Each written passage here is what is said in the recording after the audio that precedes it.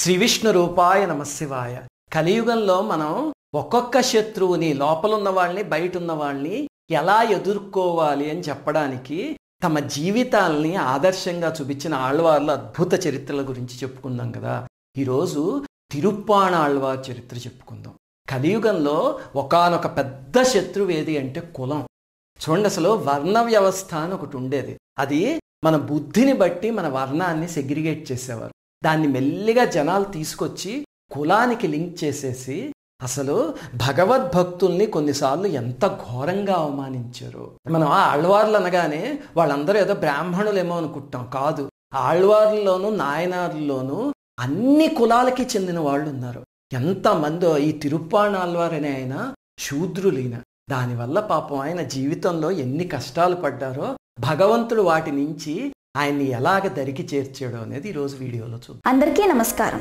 మన భారతీయ సనాతన ధర్మం గురించి, ఈ దేశంలోని మహనీయుల గురించి, ఆలయాల రహస్యాల గురించి ఎంతో పరిశోధన చేసి ఈ ఛానల్ని మీకు అందిస్తున్నాం. సబ్స్క్రైబ్ చేసి పక్కనే ఉన్న బెల్ ఐకాన్ని క్లిక్ చేయండి.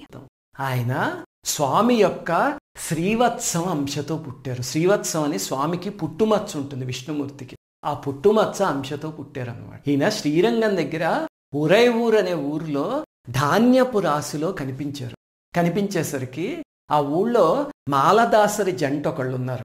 వాళ్ళు చూసి ఓహో భగవంతుడిచ్చిన ప్రసాదం అని చెప్పి ఈయన్ని కొడుకు కింద పెంచుకున్నారు. ఆయన మాలదాసరి కురానికి చెందిన వాళ్ళు కాబట్టి పాణర్ అని పిలిచేవారు. ఆయనకి చిన్నప్పటి నుంచి అపారమైన విష్ణు భక్తి. ఎందుకంటే పుట్టింది స్వామి శ్రీవత్సం అంశతో, అంటే స్వామి హృదయానికి దగ్గరగా ఉన్నవాడు కదా. మరి ఆ భక్తి లేకుండా ఉంటుందో చెప్పండి. దానికి తోడు ఈ మాలదాసర్లు అంటే ఎవరంటే మన సంక్రాంతి అప్పుడు చూస్తాం చూడండి, హరిదాసులు. వాళ్ళు భగవన్నామ సంకీర్తనని అద్భుతంగా చేస్తారు. అసలు నేను మీకు ఒక సంఘటన చెప్తా. ఒకసారి భీమవరం వెళ్ళినప్పుడు నేను సెలవులకి, అక్కడ హరిదాసులు బాగా వస్తూ ఉంటారు. మాకు బెంగళూరులో అయితే ఎక్కడ కనిపించరు కానీ.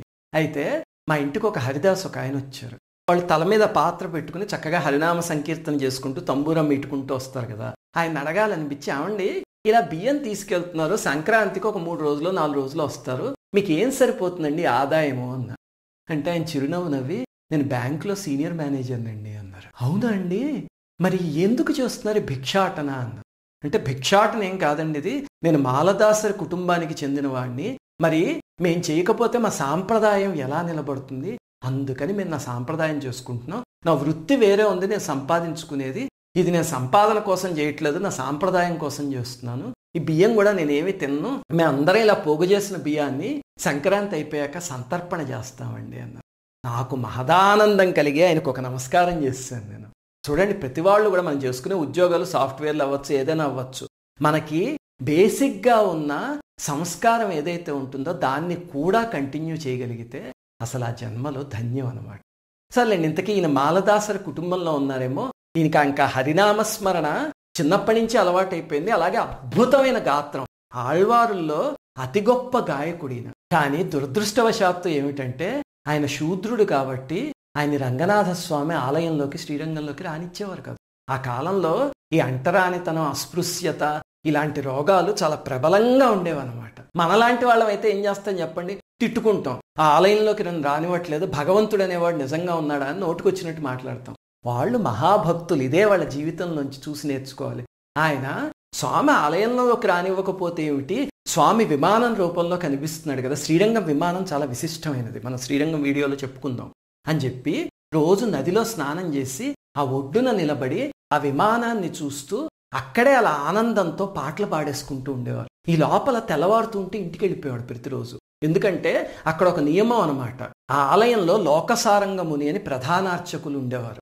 వాళ్ళెవరు ఈ అస్పృశ్యుల్ని మేము చూడకూడదు, వాళ్ళు తాకకూడదు, అలాగే మేము నదికి నీళ్లు తీసుకోవడానికి వచ్చే దారిలో వాళ్ళు ఎవరు ఉండకూడదు, వెళ్ళిపోవాలి అని ఒక నియమం పెట్టి, దాంతో ఈయనేం చేసేవారు, వాళ్ళకి ఇబ్బంది కలగడం ఎందుకు అని పొద్దున్నే వచ్చి తెల్లారకుండా శ్రీరంగ గోపురం చూసుకుని 2 కీర్తనలు చేసేసుకుని వెళ్ళిపోయేవారు. ఒకరోజు ఏమవుతుంది, ఆయన అలా సంకీర్తన చేస్తూ మైమర్చిపోయి సమాధి స్థితిలోకి వెళ్ళిపోతారు.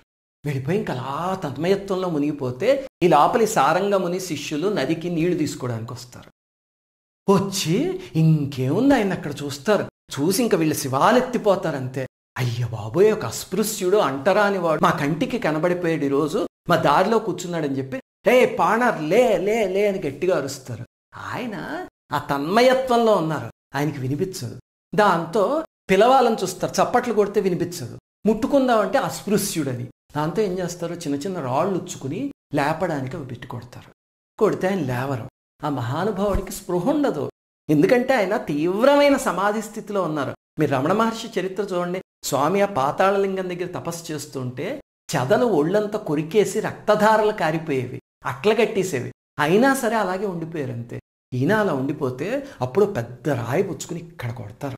కొడితే తల పగిలి రక్తం కారి అప్పుడు మెళుకు వస్తుంది ఆయనకి. చూసి ఆయన అయ్యో నాయనో అనరు. వెంటనే అయ్యో స్వామి, మీకు నేను అడ్డొచ్చానా, నా వల్ల ఈరోజు స్వామికి కైంకర్యం ఆలస్యం అయిపోతుంది, నన్ను క్షమించండి అని చెప్పేసి వెళ్ళిపోతారు. ఏమి సంస్కారం! ఏ కులంలో పుడితే ఉందండి, అది సంస్కారం అంటే, అది భక్తి అంటే.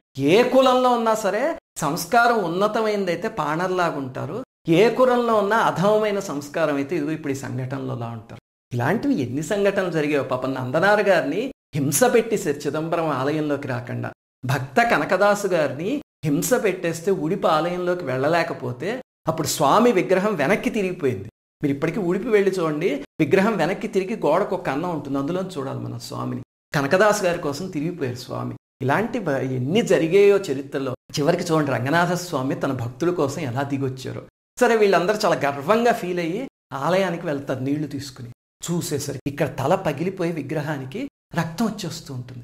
అంతే ఆశ్చర్యపోతారు. అయ్యో బాబోయ్, ఏం అపచారం జరిగింది స్వామి, ఏమిటి రక్తం అంతా అని తల్లడిల్లిపోతారు. అంతేగాని ఒక అరగంట ముందు చేసిన అపచారం వాళ్ళకి గుర్తురాదు. అంటే చూడండి, మనిషిలో నారాయణుడిని చూడట్లేదు, విగ్రహంలో చూస్తున్నారు, అది వాళ్ళు చేస్తున్న తప్పు.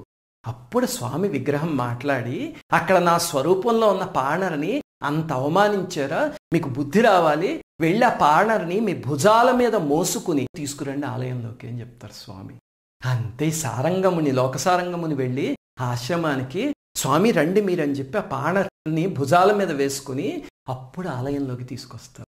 అంతే రంగనాథ స్వామి ముందుకు రాగానే ఆ దివ్యమంగళ విగ్రహం చూసి కరిగిపోయి ఏడ్చేసి, స్వామి ఇన్ని సంవత్సరాల నుంచి నీ దర్శనం చేసుకుందాం అనుకుంటున్నాను, ఈ అస్పృశ్యుడికి ఇప్పటికి నువ్వు ఆలయ ప్రవేశాన్ని కల్పించావా అంటారు. అంటే వాళ్ళందరూ అంటారు, స్వామి మీరు కాదు అస్పృశ్యులు, మేము అస్పృశ్యులము, స్వామికి దగ్గరగానే ఉంటూ మనస్సు మాత్రం మకిలి పట్టేస్తుంది, మీరు అంత దూరంగా ఉన్నా సరే మీ మనస్సు ఎంత స్వచ్ఛంగా ఉందోనో, ఇక్కడి నుంచి మిమ్మల్ని మునివాహనులు అని పిలుస్తారు. అంటే లోకసారంగ మునిని వాహనంగా చేసుకొచ్చిన ఆయన కాబట్టి మునివాహనులు అనమాట అని చెప్పి ఆయన ఆలయంలోకి తీసుకువెళ్తారు. అప్పుడు ఆయన రంగనాథ స్వామిని చూసి మైమర్చిపోతూ స్వామి ఒక్కొక్క అవయవానికి సంబంధించి ఒక్కొక్క పాశురాన్ని చెప్తూ ఉంటారు.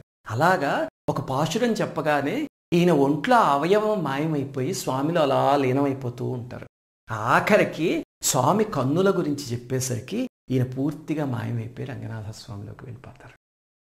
ఇప్పటికి కూడా మీరు శ్రీరంగం వెళ్తే కనుక అక్కడ 5వ ప్రాకారంలో రామానుజుల వారి శరీరము 1000 సంవత్సరాల నుంచి ఇప్పటికీ ఉంది అని చెప్పి ఒక వీడియోలో చెప్పాను కదా రహస్యం మీకు. దాని పక్కనే ఒక ఆంజనేయ స్వామి గుడి ఉంటుంది, అక్కడికి వెళ్ళి చూడండి. ఆ ఆలయంలో ఈ తిరుప్పాణాళ్వార్ గారి విగ్రహం ఉంది. శ్రీమాత్రే నమః.